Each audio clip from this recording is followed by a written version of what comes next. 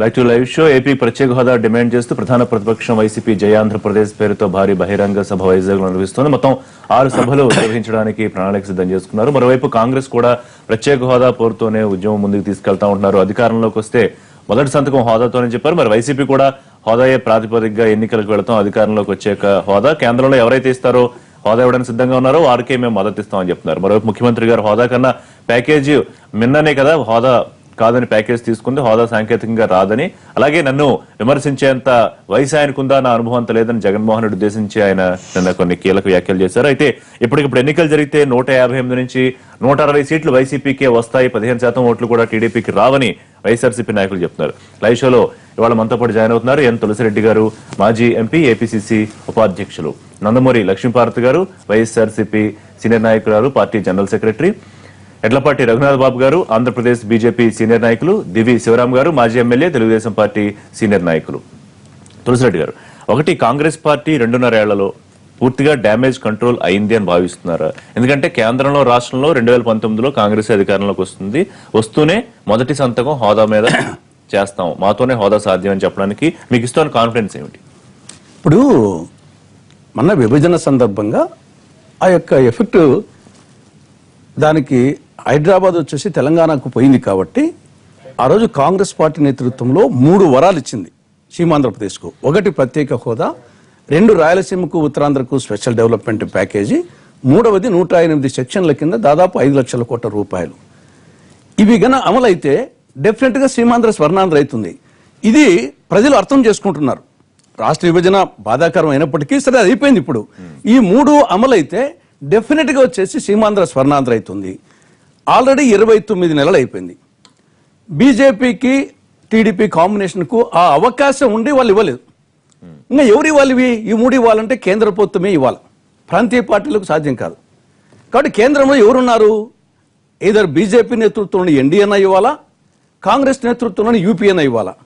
BJP నేతృత్వం NDA ఇవ్వడం లేదు. ఇక్కడ మీరు వైఎస్ఆర్సీపీ మర్చిపోతున్నారు. నేను అది చెప్పేది, ప్రధాన ప్రతిపక్షంగా ఉన్న వైసీపీ అధికారంలోకి వస్తాము, ఎవరైతే హోదా ఇస్తారో వాళ్ళకే మద్దతు ఇస్తాం కేంద్రంలో అని చెప్పి మొత్తం 25 ఎంపీలు వైఎస్ఆర్ కే వచ్చాయి అనుకున్నాం ఆంధ్రప్రదేశ్ లో. ఏమైతుంది అది?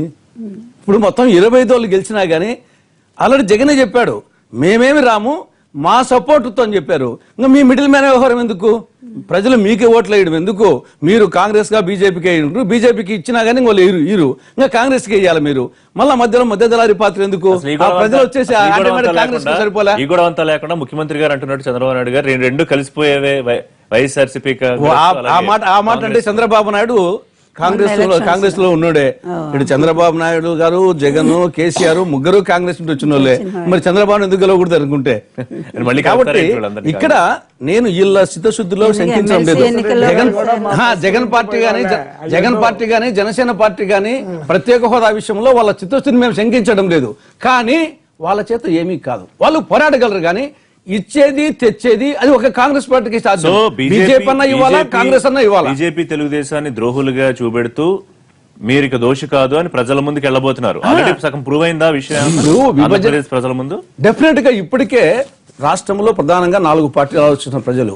1 బీజేపీ మోసగారి పార్టీ, టీడీపీ చేతగాని పార్టీ, జగన్ పార్టీ రౌడీల పార్టీ, ఇంకా ఉండేల పార్టీ వచ్చేసి కాంగ్రెస్ పార్టీ. ముఖ్యమంత్రి గారు కూడా జగన్మోహన్ రెడ్డి అనంతపురంలో వచ్చేసి చెప్పులతో కొట్టమని ఒక ముఖ్యమంత్రి నాకంగా అది రౌడీల పార్టీ కాక అది ఎవరి పార్టీ అవుతుంది? అదే మరి. కాబట్టి ఇక్కడ ఆల్రెడీ ప్రజలకు అభిప్రాయానికి వచ్చారు. కాంగ్రెస్ ధర్మో రక్షతి రక్షితః, వృక్షో రక్షతి రక్షితః అన్నట్టు కాంగ్రెస్ రక్షతి రక్షితగా, కాంగ్రెస్ మనల్ని కాపాడుతూనే రాష్ట్రాన్ని కాంగ్రెస్ అనే ఒక అభిప్రాయం వచ్చేసింది. మీలాంటి ఆ కొద్ది మంది సీనియర్ నాయకులు మాత్రమే మీకు బలం పెరిగిందని ఫీల్ అవుతున్నారా? కాంగ్రెస్ నిజంగా బలం పెరిగిందని నమ్ముతున్నారా? ఇప్పుడు కాంగ్రెస్ కు ఆంధ్రప్రదేశ్ మొదటి నుండి కంచుకోట. మొన్న ఈవెన్ ఇందిరాగాంధీ గారు ఎమర్జెన్సీలో ఆవిడ ఓడిపోయినా గానీ 42కు 41 వచ్చిన పరిస్థితి. ఇక్కడ ఎన్టీ రామారావు గారు లాంటి విశ్వవిఖ్యాత నటరస సార్వభౌమును వచ్చేసి ఓడించిన పార్టీ, చంద్రబాబు నాయుడు 10 ఏళ్ల పాటు అధికారం దూరంగా పెట్టిన పార్టీ, మొన్న ఒక విభజన అంశంలో కొంత పొరపాటు జరిగిందనే ఉద్దేశంతో పక్కన పెట్టినారు తప్ప ఇప్పుడు అది కూడా అన్ని పార్టీలు కారణమే. సరే అది అయిపోయింది. ఈ 3 వరాలు ఇస్తే ఆటోమేటిక్ గా డెవలప్ అవుతుంది కదా, అది బీజేపీ ఇవ్వలేదు, అది కాంగ్రెస్ కే సాధ్యం అని చెప్పేసి ఆల్రెడీ ఒక అభిప్రాయానికి విఘ్నులైనటువంటి వివేకవంతున్నటువంటి ఆంధ్రప్రదేశానికి వచ్చింది అనమాట. లక్ష్మీభారతి గారు, మరి ఎంత కాన్ఫిడెంట్ గా కాంగ్రెస్ ఉన్నప్పుడు, ప్రజలు నమ్ముతున్నప్పుడు వైసీపీకి మరి ఎందుకు ఓట్లు వేయాలి? హోదా గడం మీకు ఎంత మైలేజ్ ముందు తులసిరెడ్డి గారు కూడా అలా మాట్లాడతారు అనుకోలేదు, ఎందుకంటే ఐ రెస్పెక్ట్ టు హిమ్. కానీ ఆయన కూడా జగన్మోహన్ రెడ్డి రౌడీ అంటే చాలా బాధగా ఉంది. ఎందుకంటే ఆయన రౌడీ కాదు, రౌడీల పార్టీ అంటే అసలు కాంగ్రెస్ ఎక్కువ రౌడీల పార్టీ. మీకు రాయలసీమలో చూడండి, ఫ్యాక్షనిస్టులు అంతా ఏ పార్టీలో ఉన్నారు ఎక్కువ మంది. అందువల్ల అట్లా అనొద్దండి, వ్యక్తిగతమైన విమర్శల జోలికి వెళ్ళొద్దు దయచేసి. అందువల్ల అనాలి కూడా, ఎందుకంటే చేయలేనప్పుడు, ప్రభుత్వం అసమర్థంగా ఉన్నప్పుడు ప్రజలు చెప్పు తీసుకు కొడతారంటూ తప్పేముంది అందులో. దానికి వాళ్ళు చేయనప్పుడు మాట ఇచ్చి చేయనప్పుడు మాటలు అంతకంటే ఎక్కువ మాట్లాడిన వాళ్ళు. అందువల్ల అది కాదు. ఈ రోజు ప్రత్యేక హోదా అనేది ఎందుకు ముఖ్యమైన అంశం మీద మొట్టమొదటిలోనే బీజేపీ మాట తప్పింది. అమలు చేస్తాము హామీలు అని చెప్పినటువంటి బీజేపీ మాట తప్పింది. ఆ మొదటి ప్రతిపాదించినటువంటి వీళ్ళ కేబినెట్ తీర్మానం మేము ఇప్పటికి కూడా వీళ్ళనే చెప్తా ఉన్నాము. కాంగ్రెస్ తర్వాత కేబినెట్ తీర్మానం చేసింది, ఎగ్జిక్యూటివ్ ఆర్డర్కు పంపించాలని చెప్పింది. వీళ్ళు అంత చేసినా కూడా తర్వాత వచ్చినటువంటి ప్రభుత్వము 14th ఫైనాన్స్ కమిటీ పేరు అడ్డం పెట్టి దానిలో ప్రతి ఒక్క రాష్ట్రానికి, అందులో ఆంధ్రప్రదేశ్కి ఏమీ లేదు, ప్రతి ఒక్క రాష్ట్రానికి 10% సంబంధం లేదని చెప్పినా కూడా వైవి రెడ్డి గారు ఆయన దాంట్లో 10% నిధులు పెంచడం జరిగింది. అది ప్రతి రాష్ట్రానికి. ఆ లెక్కను చూస్తే 1,35,000 కోట్లు ఎంతో ఆంధ్రప్రదేశ్కి 5 సంవత్సరాల్లో వస్తాయి. అరుణ్ జైట్లీ గారు వ్యాఖ్యలన్నీ కూడా చూస్తే, మనం లెక్కలన్నీ కూడా చూస్తే 2013 ఆర్థిక సంఘం ఇవ్వాల్సినటువంటి నిధులు 60,000 కోట్ల రూపాయలు, ఈ 1,35,000 కోట్ల రూపాయలు, 2.5 లక్షల రూపాయలు మేము ఆంధ్రప్రదేశ్కి ఇస్తున్నామని మొత్తం లెక్క ఒక్కటి ఎందుకు ఈ ప్రభుత్వం ఇంత సరెండర్ అయిపోయిందని ఒక బాధ కలుగుతాం. చంద్రబాబు నాయుడు దానికేమో ఎక్కడైనా సరే అంబాసిడర్స్ వీళ్ళు పెట్టుకుంటారు, ఎవరిని సినిమా వాళ్ళని పెట్టుకుంటారు రాష్ట్రాలకి. కానీ వెంకయ్యనాయుడు గారే స్వయంగా అంబాసిడర్ అయిపోయాడు ఆంధ్రప్రదేశ్. ఎక్కడ నిజంగా ఎంత చంద్రబాబుని ఎంత కాపాడుతున్నా అంటే ఆయన ఏందో బెదిరిస్తాడు, చేస్తే ఎదురు తిరిగితే మేము ఊరుకోవాలన్న తీరులో ఆయన మాట్లాడుతున్నాడు. ప్రతి చోట మీటింగులు పెట్టించుకుంటున్నాడు ఆయన. ఎందుకు అంత బాధపడుతున్నారు బీజేపీ అర్థం కాదు. అంటే ఒక్క మాట, ఒక విషయం చెప్పండి, ఒక డౌట్ సమాధానం చెప్పండి. ఒకటి, ఇది ముగిసిపోయిన అధ్యాయం అని బీజేపీ టీడీపీలు ఖరాఖండిగా చెప్పేశాయి. ఎందుకంటే సాంకేతికంగా ఇవ్వడం సాధ్యం కావట్లేదు, ఆంధ్రప్రదేశ్కి బీజేపీ రావట్లేదు కాబట్టి ప్యాకేజ్ తీసుకోవడం తప్పేమైంది ప్రయోజనాల కోసం అని ముఖ్యమంత్రి గారు. మరి ఎందుకు దీన్నే ప్రధాన ప్రతిపక్షంగా ఉన్న వైసీపీ, ముఖ్యంగా వైసీపీ ఒక్క మాట అండి రావాల్సి ఇప్పటికి వీళ్ళందరూ ఒక టీడీపీ వాళ్ళు అక్కడ ఎందుకు పెట్టుబడులు పెట్టారు అందరికీ తెలుసు. అరుణాచల్ ప్రదేశ్ లో పెట్టారు, ఇదేది ఛత్తీస్గఢ్ లో పెట్టారు, ఉత్తరాఖండ్ లో, అన్ని చోట్ల వీళ్ళు పెట్టుబడులు పెట్టారు. వెళ్ళి అక్కడ మొత్తం చాలా మంది టీడీపీ నాయకులు మీరు వెళ్ళి ఉంటే పట్టూరండి అని, దాని తప్పేముంది, ఉంటే ఒప్పుకుందాము.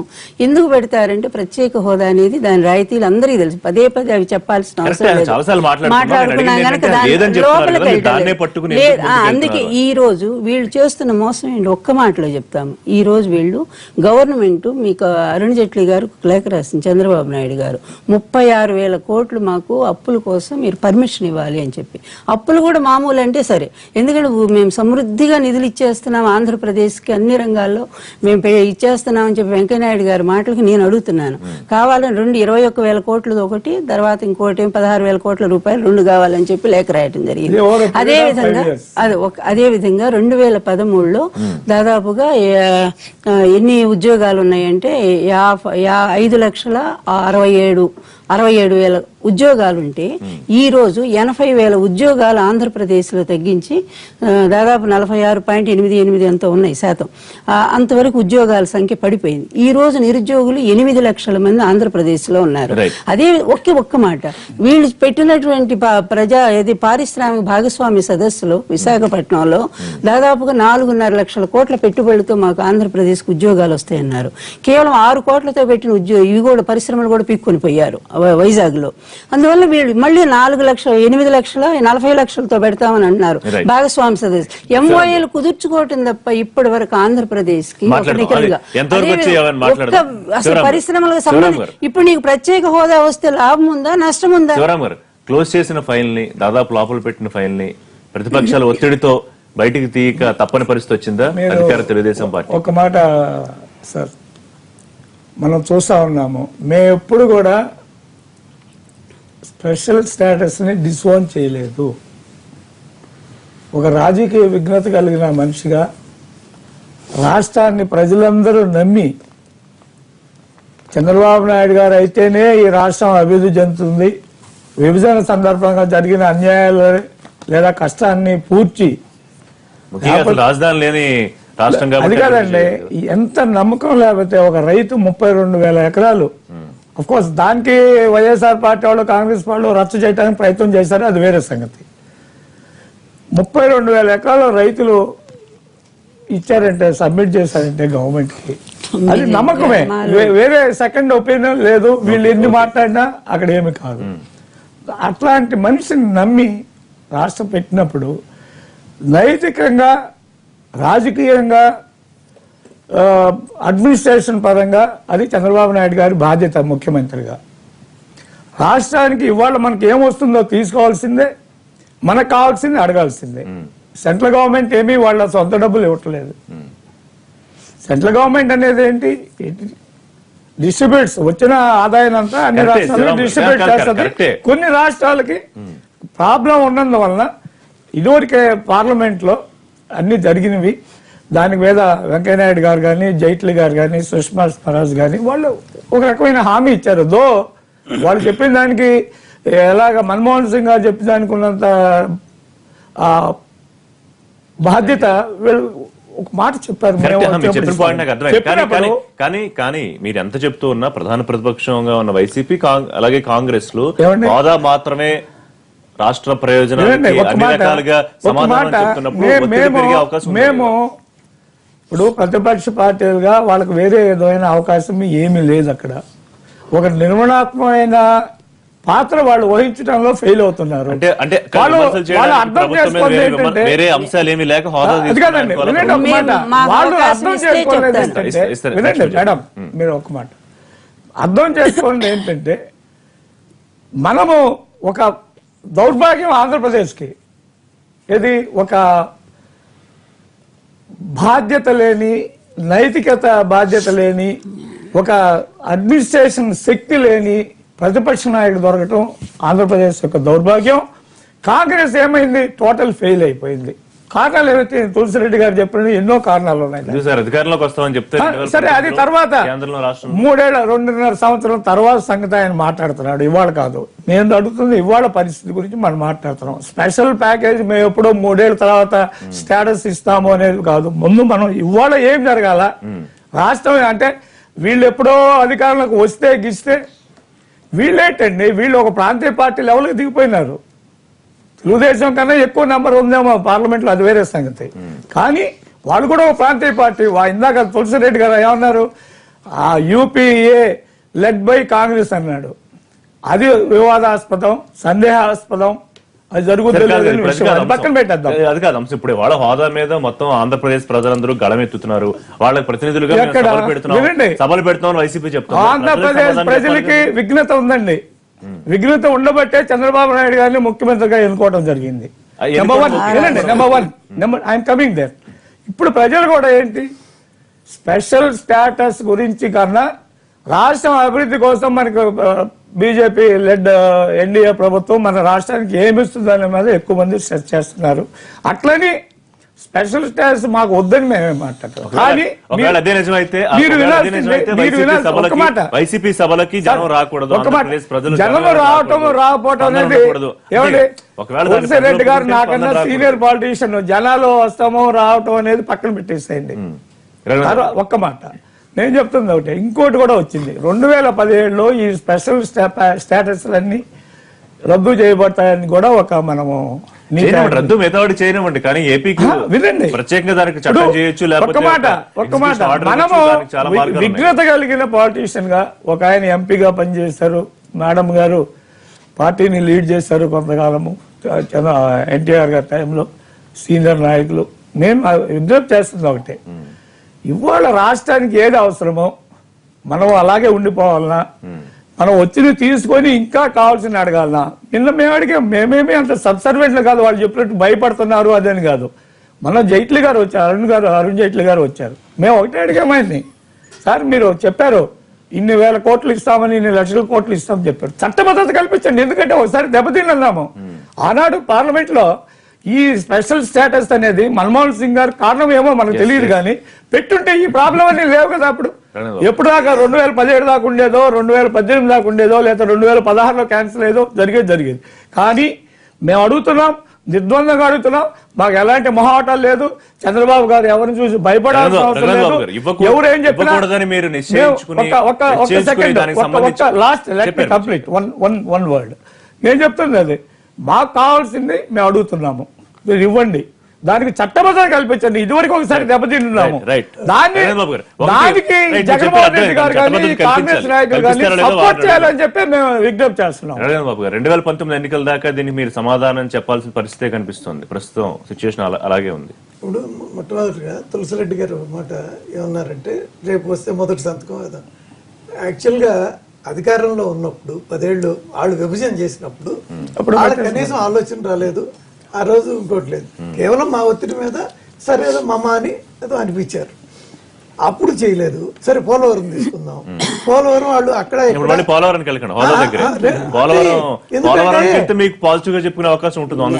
ఈ రెండు విషయాలు సరే ఓకే.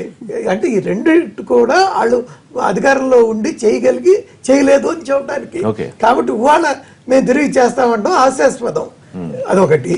రెండోది, మేము మళ్ళీ కేంద్రంలోకి వచ్చి ఇది చేస్తాము, లేకపోతే ఆంధ్రాలోనే మాకేదో బాగా చాలా వచ్చేస్తాం అని దింపుడు కళ్ళం ఆశ. దానిలో ఇంకొక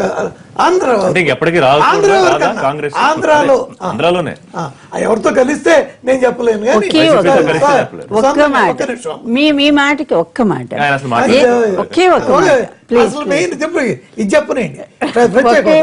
మిమ్మల్ని అడుగుతున్నాను. వీరు మేనిఫెస్టోలో మరీ పెట్టి ప్రత్యేక హోదా ఇస్తాను, మరి ఇక్కడ టీడీపీ అధికారంలో రావడానికి మీరు చెప్పిన హామీయే కదండి, మళ్ళీ ఎందుకు మరి ప్రతిపక్షాన్ని ఈ రోజు అలా మాట్లాడతారు? అసలు ప్రత్యేక హోదా గురించి వద్దాం.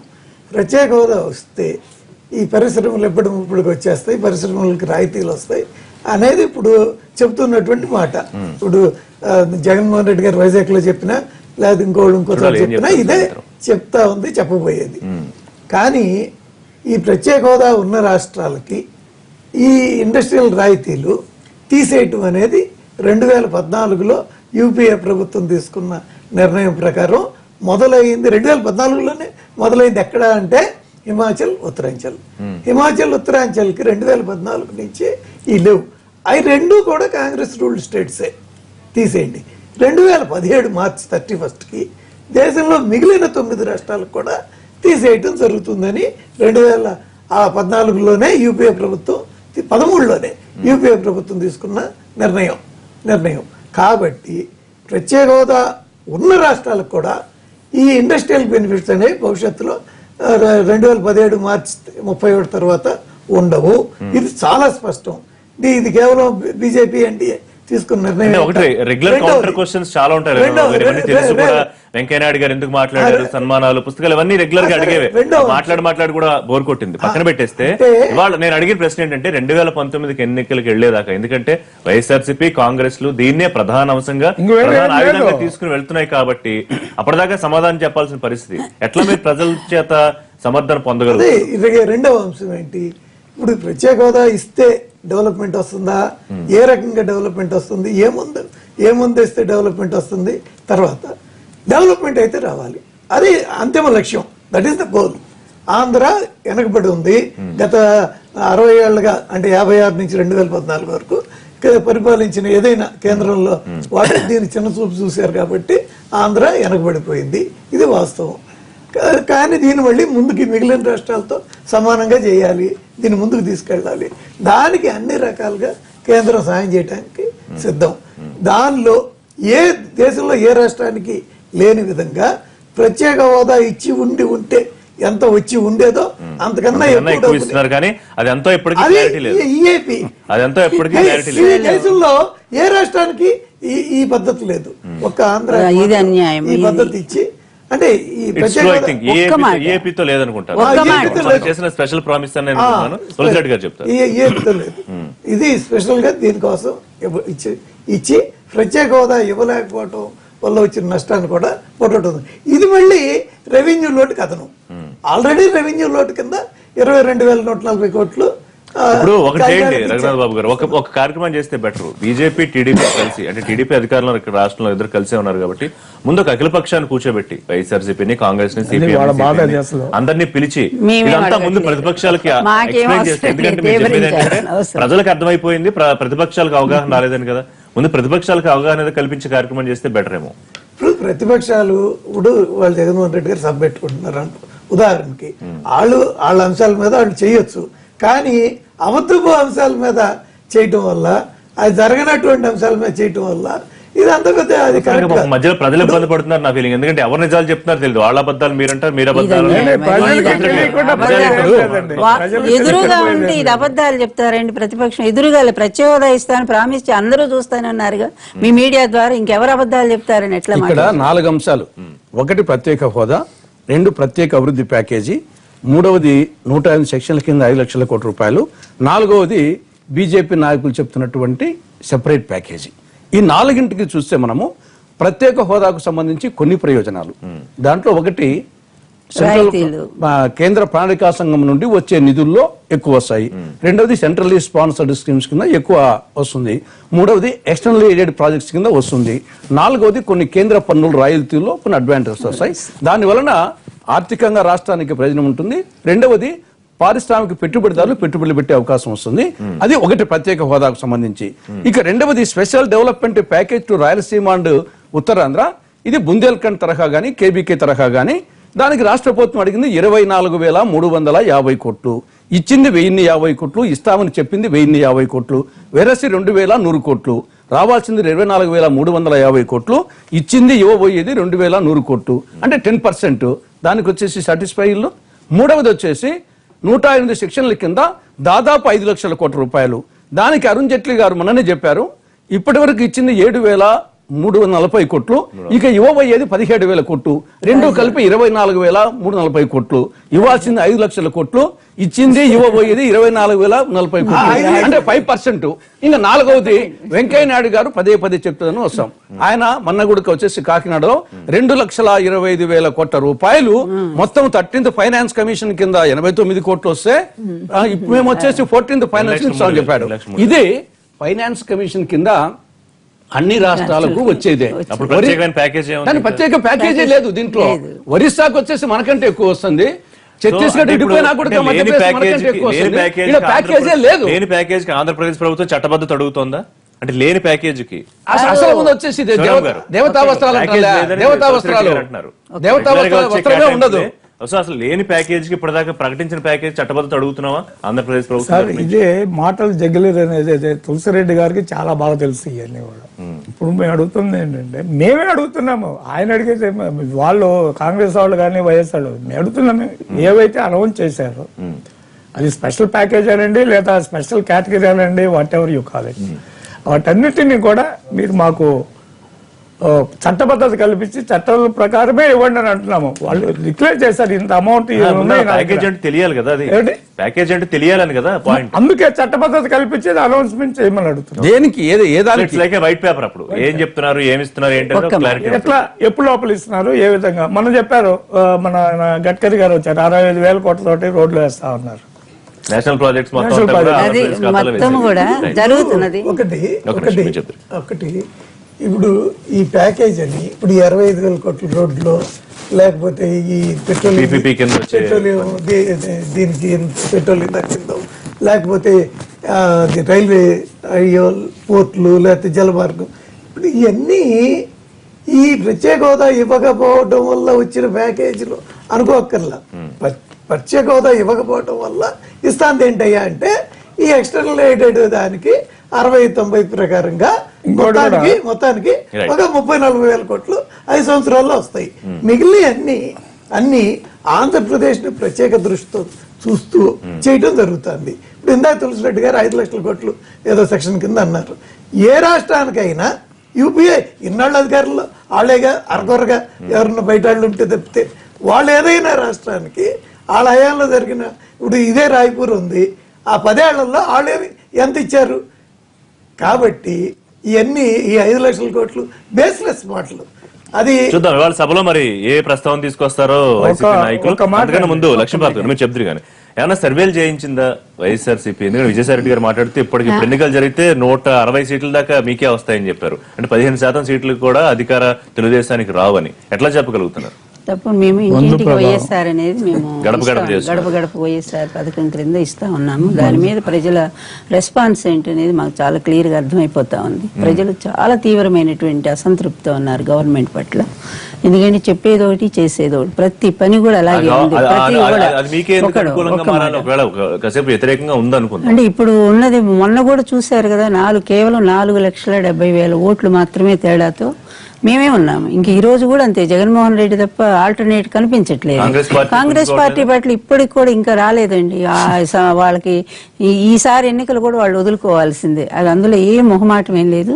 ప్రజలు చెప్పే మాట, మేం చెప్పే మాట కాదు. అందువల్ల వాళ్ళు పోరాడినివ్వండి. చేసిన తప్పుకి ఆ విధంగా మరి పనిష్మెంట్ అనుభవించాల్సిందే కదా వాళ్ళు. అందువల్ల ఏంటంటే ఈరోజు గవర్నమెంట్ అన్ని విధాలా ఫెయిల్ అండి. కనీసం సాధించుకోవాల్సిన దాన్ని కూడా సాధించుకోలేదు. ఇప్పుడు ప్రత్యేక ప్యాకేజ్ అన్నారు. ప్రభుత్వ కార్యక్రమాల లేకపోతే కేవలం హోదా అంశం వల్ల ఈ రకమైన రెస్పాన్స్ వస్తుందంటారా? ఎక్కడ ప్రభుత్వ కార్యక్రమాలు ఒకటి కాదు, చాలా చాలా పెట్టాం. ప్రత్యేక హోదా ఒక్కటే ఉంది మా కాలం, కానీ మిగిలినవన్నీ కూడా ప్రభుత్వ వ్యవహారాలు. అదేవిధంగా ఇప్పుడు మన కళ్ళ ముందే చూస్తున్నాం కదా, మొన్న దాదాపు 240 మండలాలతో కరువు మండలాలుగా ప్రకటించారు. అందులో అసలు అనంతపురాన్ని కరువు లేకుండా చేశామని చెప్పినటువంటి ముఖ్యమంత్రి అందులో 60 మండలాలు అనంతపురం జిల్లా సంబంధించి రాయలసీమకు సంబంధించే ఉన్నాయి. అందువల్ల ఇవన్నీ కూడా ఆలోచించి చూస్తే వాళ్ళు చెప్పిందే వాళ్ళు ప్రకటించి గవర్నమెంట్ ప్రకటించి చెప్పారే కానీ మేము మొత్తం కరువు రహితంగా చేస్తామనే మాట. సీట్ల గురించి సీట్లు మీకు 160 సీట్లు వైసీపీకి వస్తే మేము చెప్పడం ఒక్క నిమిషం, మాకు 4 5 వస్తాయండి వాళ్ళ లెక్క ప్రకారం. మాకు చెప్పండి. ఇవాళ ఆయన ఎవరు ఆనకు జగన్మోహన్ రెడ్డి గారు 3 గంటలప్పుడు ఏం చెప్పబోతున్నారో దానికి ముందే ఈయన చెప్పాడు అనమాట. ఇదిగో ఈ విధంగా మాట్లాడు పెద్ద ఆయన అని. ఇది వాళ్ళ ఆనక జరగబోయేది. మాకు రేపు 160 వస్తాయి, ఎల్లుండి ముందు విజయసాయి రెడ్డి అంతే అంతే. అంతకుమించి విజయసాయి రెడ్డి గారు మరి ఏ ఇన్ఫ్లుయెన్స్ లో మాట్లాడింది దేవుడికే తెలియాలి. అంటే ఏ సర్వే ఇన్ఫ్లుయెన్స్ లో మాట్లాడారా, లేకపోతే ఆయన మానసిక ఆలోచన, లేకపోతే నిద్ర లేచి టక్మని ఆ నిద్రలో ఏదన్నా ఊహాజనితమైన ఇది ఉంచిందో. అలాంటి ఊహల్లోనే టీడీపీ బతుకుతానే భయపడ్డారు, రాజీ పడ్డారు. దానికి చాలా సార్లు సమాధానం చెప్పి నిన్న కూడా చెప్పారు ఎందుకు భయపడాలి, భయపడాల్సిన అవసరం ఏంటంటే. ఇంకోటి కూడా అన్నారు, ఉన్మాదుల సభలకి పిల్లల్ని పంపించద్దు, అనవసరంగా పిల్లల్ని. అసలు అవి ఏమన్నా మాటలు మరి మీరు చేసేది ఏంటి? ఈ రోజు అవంతి ఆయన కాలేజీ నుంచి తీసుకొచ్చి వాళ్ళకి ఏదో చేస్తా ఉన్నారు. మొన్న సీఎం వెళ్తే స్టూడెంట్స్ ని పిలిపిస్తారు, ఇష్టం వచ్చినట్టుగా స్టూడెంట్ కాదు ప్రతి చోట కాలేజీకి వెళ్లి జగన్మోహన్ రెడ్డి మాట్లాడుతున్నాడు. ఎందుకంటే ఉద్యమంలో వాళ్ళు లేరా? తీసుకొస్తున్నారు, కాలేజీకి వెళ్లి మాట్లాడుతున్నారు. ఎందుకంటే ఎందుకు లేదు, వీళ్ళు తీసుకొచ్చేది వేరు, మేము చెప్పేది వేరు కదా. మేము స్టూడెంట్స్ చెప్పేది 160 సీట్లు వస్తాయని వాళ్ళు చెప్తున్నారు, మేమేమే మాట్లాడతాం. Let people decide it. దానికి ఇంత అసలు నాకు అర్థం కాదండి. ఓడిపోయారు, ఓడిపోయిన 2వ రోజు మనం చూసాం ఆ రకమైన 10 ఏళ్ళు మీరు ఓడిపోయారయ్యా బాబు. 10 ఏళ్ళు మీరు ఓడిపోయారు. ఓడిపోవటం రాజకీయ పార్టీలు ఓడిపోవడం ఒక మాట.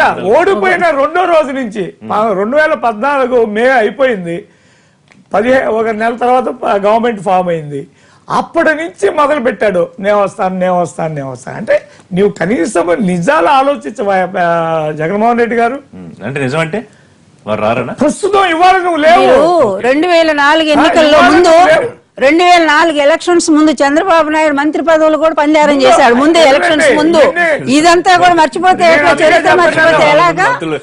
ముందే అని చెప్పి మీకు చెప్పేశారు. అదేవిధంగా తర్వాత 2009 ఎలక్షన్ లో తులసిరెడ్డి గారే సాక్ష్యం. 2009 ఎలక్షన్స్ లో కూడా చంద్రబాబు నాయుడు వస్తున్నామని చెప్పి ప్రచారం చేసుకున్నారు. ఇప్పుడు జగన్ కంత సీనియం లేదు. ఎందుకు లేదు?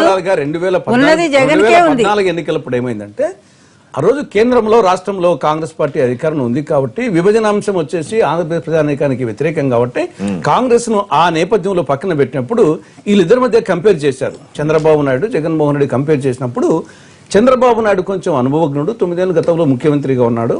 ఈ క్లిష్ట పరిస్థితుల్లో బీజేపీ కాంబినేషన్ ఉంది కాబట్టి మోడీ అధికారం వచ్చేట్టుగా ఉన్నాడు కాబట్టి మోడీ బాబు కాంబినేషన్ కొంచెం బెటర్ గా ఉంటుంది, అనుభవం ఉపయోగపడుతున్న ఉద్దేశంతో కొంచెం మొగ్గు అప్పుకొచ్చింది. కానీ ఈ 29 నెలల్లో ఇది టోటల్ వచ్చేసి ఇది మోడీ బాబు జోడి వచ్చేసి అంకె పడేసింది. అంటే రైతు భాషలో వచ్చేసి అంకె ఎద్దు కింద పడుతుంది, ఎంత ముళ్ళు పడుతో లేకపోతే ఇంకా ఆ జోడి వచ్చేసి కింద పడిపోయింది, అది అట్లా ఫెయిల్ అయిపోయింది.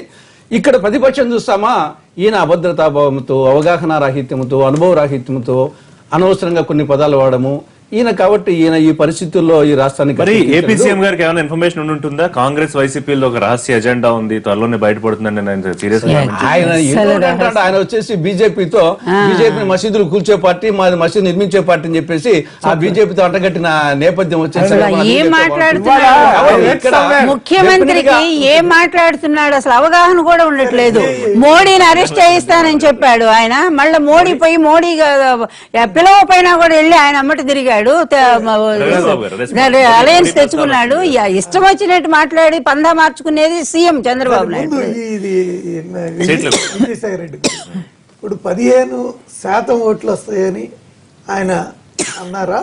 అంతేనా? 15 సీట్లు 15% అంటే తప్పు అవుతుంది అది ఎందుకంటే 15% అంటేనే బేస్లెస్ కాబట్టి అది బేస్లెస్ అయినప్పుడు ఇది సరే 160 సీట్ల ప్రాతిపదికన సరే 160 సీట్లు రేపు ఎందుకు తొందరలో 3 నెలల్లో మున్సిపల్ ఎలక్షన్లు ఉన్నాయి కదా, రేపు కార్పొరేషన్ వైజాగ్ లో సభ కూడా అందుకే కార్పొరేషన్ ఎలక్షన్లు ఉన్నాయి కదా, వైజాగ్ మున్సిపల్ ఎలక్షన్ ఇప్పుడు తినబోతారు ఈ కార్పొరేషన్ ఎన్నికల్లో వాళ్ళు గెలిస్తే ఇంకా అదే తెలుస్తుంది. దానికోసం కంప్లీట్ గా రెఫరెండం గా తీసుకోలేదు. ఇప్పుడు ఎందుకంటే చాలా 60 సీట్లు వస్తే కార్పొరేషన్లు కూడా స్వీప్ చేయాలి. ఇప్పుడు నెక్ టు నెక్ వచ్చేటప్పుడు రెఫరెండం గా తీసుకోవద్దు. ఇప్పుడు మీరు సీరియస్ గా తీసుకుంటున్నారా సీఎం గారి కామెంట్ ని? వైఎస్ఆర్ కాంగ్రెస్ అలాగే కాంగ్రెస్ రాష్ట్ర ఎజెండా ఉంటుందని ఆయన ఒక అనుమానం. వాళ్ళు ఇప్పుడు వాళ్ళిద్దరూ ఒక డిఎన్ఏ ఒక చోట నుంచి వచ్చిన వాళ్ళే, ఒక చోటకి చంద్రబాబు గారు డిఎన్ఏ కూడా అదే, ఎప్పటికైనా కలవాల్సి చంద్రబాబు గారి డిఎన్ఏ కూడా డౌట్ లేదు, ప్రజలకి ఏమీ డౌట్ లేదు, మరి మాకెందుకు దాని గురించి. ఇప్పుడు ఒక్కటండి, పాపం కేంద్ర ప్రభుత్వాన్ని మెప్పించడానికి ఒప్పించడానికి 3 సార్లు 4 సార్లు శంకుస్థాపన చేశారు. ఇప్పటి వరకు దానికి సంబంధించినటువంటి రాజధానికి సంబంధించిన నిధులు చెప్తున్నా మరి రావాలి కదా. మొన్న వచ్చి కూడా అరుణ్ జైట్లీ గారి చేత కనీసం ఒప్పందం చేయించుకోలేకపోయారు, దాన్ని మరి చట్టపరంగా చేయించుకోలేకపోయారు. వీళ్ళు ఏమి సాధిస్తారండి? ఎందుకు ఒట్టి కబుర్లు? ఇప్పటివరకు మేము అడుగుతుంది ఒక్కటే, మీకు కేంద్రం ఎంత నిధులు, అలాగే వీళ్ళు ఇందాక చెప్పారు కదా ఎయిమ్స్ తరహా ఐటీ రంగం, ఐఐటీలు ఇవన్నీ కూడా భారతదేశంలో ఏదైనా సరే 20 లక్షల జనాభా దాటినటువంటి ప్రతి నగరానికి ఈ సంస్థలన్నీ కూడా ఉన్నాయి. అది కేంద్ర ప్రభుత్వం అది పద్ధతి. అదే విధానంలో ఆంధ్రప్రదేశ్ కూడా వస్తున్నాయి తప్ప అది ప్రత్యేకంగా మాత్రం ఇవ్వలేదు. వాటిని కూడా ప్రత్యేకంగా చూపించడం అనేది పెద్ద మోసం చేస్తా ఉన్నారు. మేము చట్టబద్ధత అడుగుతున్నాం, అప్పుడు మొత్తం దేనికి ఏం కేటాయించారో ఏమైనా అడుగు. మరి మొన్న ఆయన ఏం మాట్లాడకుండా పోయారు? మోడీ గారు వచ్చేమో మట్టి నీళ్లు, మోడీ గారు మట్టి నీళ్లు, ఈయన అంటే ఏదో నా చెవులోనో మా మేడం చెవులోనో లేదా జగన్మోహన్ రెడ్డి గారి ఇంటికి పోయి ఆయన చెప్పు రావటం కాదు కదండి.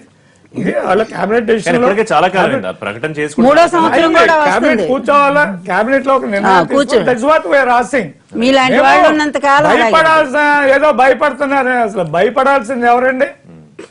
14 ఏళ్ళు జైల్లో ఉండి మళ్ళా పోతామని అల్లు లక్ష్మణ్ భయపడాల్సిన వాళ్ళు వేరే వాళ్ళు. కరెక్టే, కానీ తర్వాత ప్రజలు ఓట్లేసారు ఆయనకి. కనీసం జైలు ఒప్పుకొని వెళ్ళాడు ఆయన. మీ నాయకుడు ఒప్పుకోకుండా పక్కదారి పట్టించాడు కదా కేసు. కాస్త మనం వెయిట్ చేయాలా, కనీసం 2 కేసులు పక్కదారి పట్టించుకున్నారు కదా అనే ఆలోచన కూడా ఉన్నట్లేదు. ఎంత హరి, హీజ్ ఇన్ హరి, ఎక్కడో చదివాను ఇవాళ, హీజ్ ఇన్ హరి అంట బికమ్ సీఎం. గవర్నమెంట్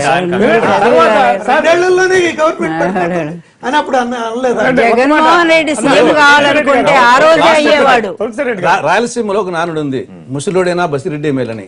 కాబట్టి మళ్ళా ఏమైనా కాంగ్రెస్ పార్టీ అదే, అదే. ఈ పార్టీలో మళ్ళా మీరు బసిరెడ్డి ఎక్కడ ప్రజలు ఒక ఉన్నారు? అభిప్రాయానికి మీ వచ్చేసారు. పార్టీలో బసిరెడ్డి ఉన్నప్పుడు కాదు, గెట్టోడే ఆయన. బసిరెడ్డిని వెతుక్కోవాలా? మరి ఇప్పుడు బసిరెడ్డి కాంగ్రెస్ ఎత్తుకోవాలి. అదే విధంగా ఏమైనా కాంగ్రెస్ పార్టీనే మేలరా ఈ పార్టీల కంటే అని ప్రజలు నిర్ణయించారు. ప్రజలు ఆల్రెడీ జగన్మోహన్ రెడ్డి నిర్ణయించుకున్నారు. మాట్లాడదాం. థ్యాంక్ యూ వెరీ మచ్ అండి. ఒక్క మాట చెప్పనే ఉంది. చెప్పండి చెప్పండి. ఇప్పుడు ఏమొచ్చింది ఇంతవరకనే ఒక ప్రశ్నిస్తున్నారు. అది సెంట్రల్ గవర్నమెంట్ హెల్ప్ కానీ ఇది కానీ ఇవాళ వరకు ప్రైవేట్ రంగంలో కానీ ప్రాక్టికల్ ప్రభుత్వ రంగంలో కానీ 3,23,000 ఉద్యోగాలు ఆంధ్రప్రదేశ్ లో సెలెక్ట్ అయిన ఊరికి మాటలు చెప్పాలి. సార్, ఎందుకంటే మన అదే రాష్ట్రీయ నిన్న చట్టం పెట్టారు. ఎవరు ఒక్క రాలేదు నిమిషం అంటే ఏది? దాని రిషి, గురించి చర్చలేదు. Sorry. నిన్ననే కాలేజీ వాళ్ళని పిలిపించి స్టూడెంట్స్ పెడితే నలుగురు నిరుద్యోగులు వాళ్ళు కూడా తిట్టుకుంటా పోయారు. ఊరికే మాట్లాడుకోవటం కాదు. మళ్ళీ ఇంకో చర్చలో మాట్లాడదాం. థ్యాంక్ యూ వెరీ మచ్ అండి. ఇది